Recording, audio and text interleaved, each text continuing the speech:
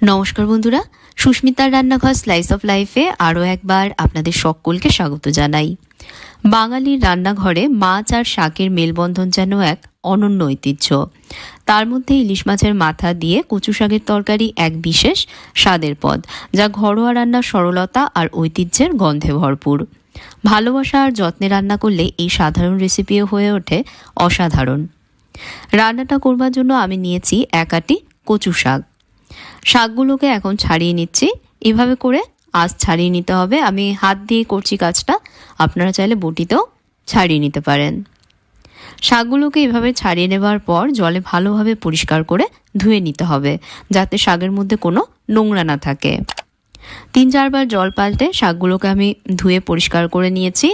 এখন এগুলোকে সেদ্ধ করব, সেই জন্য একটা কড়াইতে জল গরম হতে বসিয়েছি। এবার এর মধ্যে ধুয়ে রাখা কচু শাকগুলো দিয়ে দিলাম।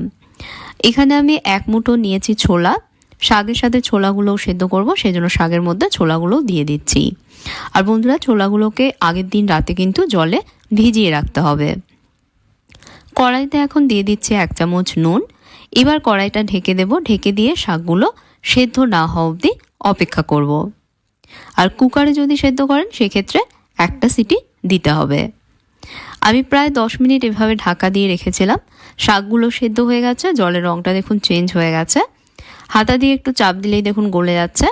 এবার এই জলটা ফেলে দেব। ফেলে দিয়ে এগুলোকে একটা স্ট্রেনারের মধ্যে রেখে দেব, যাতে এর মধ্যে এক্সেস জল ঝরে যায়। এবার আরেকটা কড়াইতে 2 টেবিল চামচ সরষের তেল গরম করে নিচ্ছি। তেল যখন ভালোভাবে গরম হয়ে যাবে তখন এর মধ্যে দিয়ে দিচ্ছি 1/2 চামচ কালো জিরে। কয়েক সেকেন্ড তেলের মধ্যে কালো জিরেটা একটু ভেজে নেব। এবার এর মধ্যে দিয়ে দেব 2 টুকরো ইলিশ মাছের মাথা।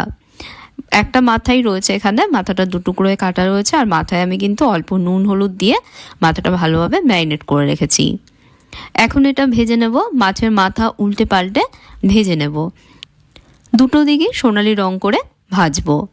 আর ভাজবার সময় অবশ্যই কিন্তু গ্যাসের আঁচ হাই রেখে ভাজতে হবে। মাছের দুটো দিকে আমি সোনালি রং করে ভেজে নিয়েছি। এখন আমি মাছের মাথার টুকরোগুলো খুন্তি দিয়ে একটু ভেঙে দিচ্ছি। তবে খুব বেশি ঘেটে দিলে কিন্তু খেতে অনেক সময় অসুবিধা হয়, তাই হালকা করে একটু ভেঙে দেব। একটু ভেঙে দিলে পরে তরকারির ফ্লেভারটা কিন্তু ভালো আসে। এবার সেদ্ধ করে রাখা কচু শাক আর ছোলা এর মধ্যে দিয়ে দেব। এই সময় এর মধ্যে স্বাদ মতো নুন দেব। শাকে যেহেতু নুন দিয়ে সেদ্ধ করেছি, তাই এই সময় কিন্তু সেই বুঝে এর মধ্যে নুন দিতে হবে। আর দিয়ে দিলাম 1/2 চামচ হলুদ গুঁড়ো। এবার নুন হলুদ এর সাথে মিশিয়ে নিয়ে শাক কষাবো।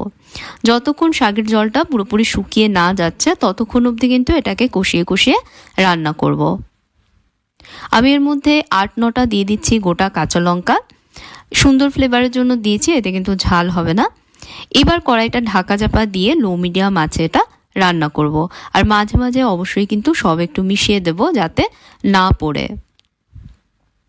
এভাবে আমি 3-4 মিনিট কষিয়ে নিয়েই এখন এর মধ্যে দিয়ে দিচ্ছি 1/2 চামচ জিরে গুঁড়ো, 1/2 চামচ ধনে গুঁড়ো আর সামান্য একটু দিচ্ছি লঙ্কা গুঁড়ো। দেবার পর সব আবারও একসাথে মিশিয়ে নিয়ে কড়াইটা ঢেকে দিচ্ছি। ঢাকা দিয়ে আরও 3-4 মিনিট এটাকে কষিয়ে নেব। তো ঢাকা দিয়ে আরও 3-4 মিনিট এটাকে কষিয়েছি। শাকের জলটা দেখুন শুকিয়ে গেছে। এখন দেব এর মধ্যে অল্প একটু চিনি। আমি 1/2 চামচ মতন চিনি এর মধ্যে দিচ্ছি। আর এই রান্নাতে কিন্তু একটু চিনি না দিলে ভালো লাগবে না, তাই অবশ্য করে একটু চিনি দেবেন।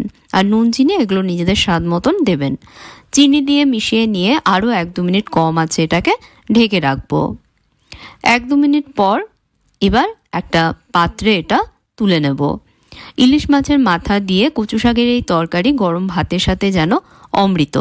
পরিবারের সবাইকে খাওয়ান আর উপভোগ করুন একেবারে খাঁটি বাঙালি স্বাদ। ভিডিওটা কেমন লাগলো জানাতে ভুলবেন না। ভালো লাগলে লাইক এবং শেয়ার করবেন। আর চ্যানেলে সাবস্ক্রাইব করে নিয়ে পাশে থাকা বেল আইকনে প্রেস করে দেবেন। সাথে ফেসবুক পেজেও আমায় ফলো করবেন। তাহলে আজকের মতন বিদায় নিচ্ছি বন্ধুরা। আপনারা ভালো থাকবেন, ভালো রাখবেন। ধন্যবাদ।